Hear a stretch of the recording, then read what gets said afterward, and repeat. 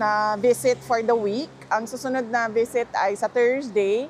So nagpapasalamat kami sa ICC Detention Unit dahil inapprove nila yung request namin na madagdagan sana yung mga araw na pwedeng magbisita kay dating Pangulong Rodrigo Duterte. Ang pagkakaalala ko, ang allowed na ngayon is Tuesday, Wednesday, and Friday. Friday na mga bisita. So papasalamat kami doon. At well, dinanong namin siya kanina kung kamusta ang kain. Sabi niya na wag mo kamustahin ang kain ko, sabihan i-update mo ako sa kaso. So, in-update ko siya, in-update namin siya sa kaso according to sa kung ano lang allowed, no? Sa amin na non-lawyers niya sa ICC na pwedeng sabihin sa kanya. So, yun ang unang pinag-usapan. And then nag-usap din kami about family. Kung kamusta na ang mga family members, nagkamusta siya kay sa kuya namin. Tanong siya nasaan si Paulo at anong ginagawa. At ang sumunod ay nag-mention siya about Kitty na ipinakita daw sa kanya ng mga lawyers kasi allowed siya, no, na ipakita yung mga messages nating lahat. I-upload ng lawyer yon at ipakita sa kanya. So nakita niya daw yung billboard ni Kitty sa Manila. Meron daw billboard si Kitty sa Manila. So na-mention niya yon and he was proud of it. And nagtanong siya sa mama ko, nagtanong siya kung kilala ba daw ng mama ko si Hanilet. And then sumagot din ng mama ko na hindi niya daw kilala si Hanilet. So yes. Tapos, tinanong ko siya, kamusta ang tulog mo? Sabi ko, dire-diretso ba ang tulog mo? Meron ka bang insomnia? Sabi niya, wala naman akong insomnia. Minsan lang hindi ako makatulog dahil sa kakaisip sa nanay mo. Grabe talaga, no?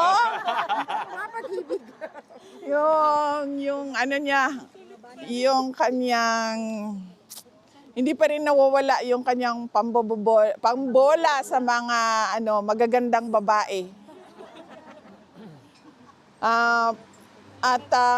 What else about family? Tinanong niya si Mira. No, sabi ko, okay naman si Mira. Nakatanggap ako ng video galing kay Mira nung nandun si Kitty. Si Mira po yung bata na nakikita niyo kasama ni Kitty. Yan po si Mira. And then we talked about Suling, yung anak ni Baste. At sinabi namin sa kanya na kapag nagsama yung dalawa, si Mira at si Suling, ay parang merong powerhouse of mga taratitat na mga babae na mga future strong women of the Philippines. At ano pa ba about family? Yun lang naman yon about family. And then, yung update sa case, na-update siya sa case, update sa elections, tapos na yon, alam na niya yon. Tinanong ko siya kung ano ang message niya. Sabi ko, araw-araw may naghihintay sa labas, nagpapakita ng suporta sa iyo. At tinanong ko siya, sabi ko, may gusto ka ba na message sa kanya? And then, giingon niya in Bisaya nga, tindog lang mo din hantod sa kahangturan. But then, alam namin lahat na joke yon. And then sabi niya, no, tell them na sandali by memory ko lang ito, ulitin. I am eternally grateful for your showing of support, and I recognize your sacrifice, which you do not have to do, so you can now go home. Yun ang sabi niya. So, uwi ba tayo? Hanggang sa dulo po. Hanggang sa dulo. So, Meron maiwanan? wala! Usually po ba pag nag-visit kayo kay PRRD, nasaan po? Sa room or sa dining table, sa garden? Paano po ba? Meron kaming special room Okay. doon sa visiting area dahil yun ang binibigay sa amin na na Space. space. Hindi kami doon sa common area. Doon kami sa special room. Special. May binalita ba kayo sa kanya na national news at ano naging reaction ni Tatay Digong sa mga national news na binigay niyo sa kanya? Wala kaming pinag-usapan na national news. Napag-usapan namin yung May 31. Na kung nasaan tayo lahat. Yes. Napag-usapan namin yung May 31. So nag-rundown ako ng mga speakers. Sabi ko, nandoon si Baste, nandoon si Senator Amy, nandoon si Senator Dante Marcoleta, Senator Robin Padilla, spokesperson Harry Roque, Attorney Vic Rodriguez, si Maharlika I mentioned, and then ako, and the lawyer, Richard Mata, and the American, the American guest, si Malcolm. So sabi ko, we had 10 speakers, at madami ang pumunta, at madami ang nagpakita ng suporta, at madami ang nalasing. Yes. Madami ang nalasing at madami ang nabusog. Sa sobrang dami ng pagkain din, madami ang nabusog at madami ang mixed feelings dahil nakakalungkot na nagsama-sama tayo dahil nakakulong si Pangulong Duterte. Pero sobrang saya dahil nakikita mo yung pagkakaisa ng sobrang daming Pilipino for a single cause. And that is requesting ICC to send PRRD home.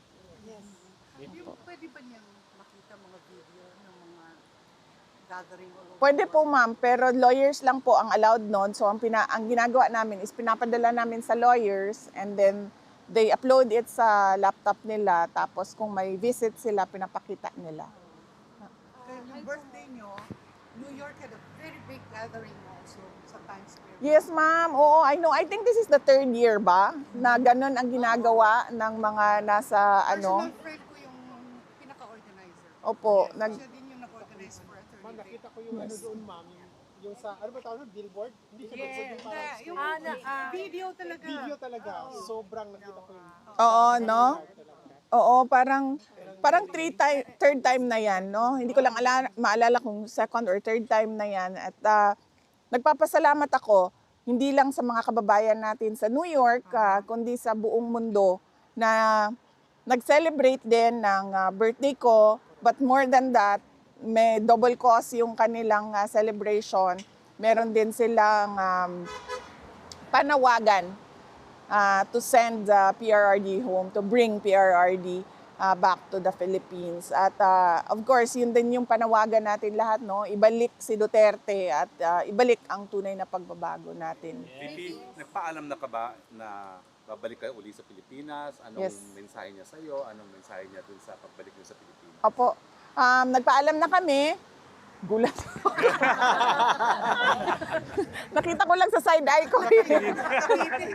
Inuuwi ko po yan. Roommate ko yan. Roommate ko siya. So ilagay ba natin siya dito? Namumove ba yan? Nakadikit Nakadikit po. Yeah. Yes. So sinabi na namin sa kanya na uwi na kami tomorrow. At magsisimula na yung biyahe namin mamaya. Tapos sinabihan namin siya na darating si Hanilet sa Thursday. And then ang susunod na darating ay si Paulo kasama yung kanya ang mga anak. So alam na niya. Paano mo niyo po, kayong dalawang magkapatid, nire-reassure ang Pangulo para magkaroon siya ng hope na sooner makalabas na talaga siya dyan? As far as allowed sa amin ng mga lawyers na wala kaming privileged communication, sinasabi namin sa kanya yung alam na ng lahat, no, public knowledge na nag-file ng questioning jurisdiction at ngayon ay merong provision sa Rome Statute, yung interim release na tinatrabaho din. And then one of the discussions as well was your suggestions, folks, no? To go through the Dutch laws. Yes. Which he said, okay, you explore that. And then sabi ko, I can do that while I'm back in the Philippines na online na lang yung pag-aasikaso. At, well, yun ma'am. Kung ano yung alam na ng lahat, yun lang din yung sinasabi namin para wala kaming, At yung bago yung tungkol sa Yung domestic remedy. Oo. Well, unfortunately,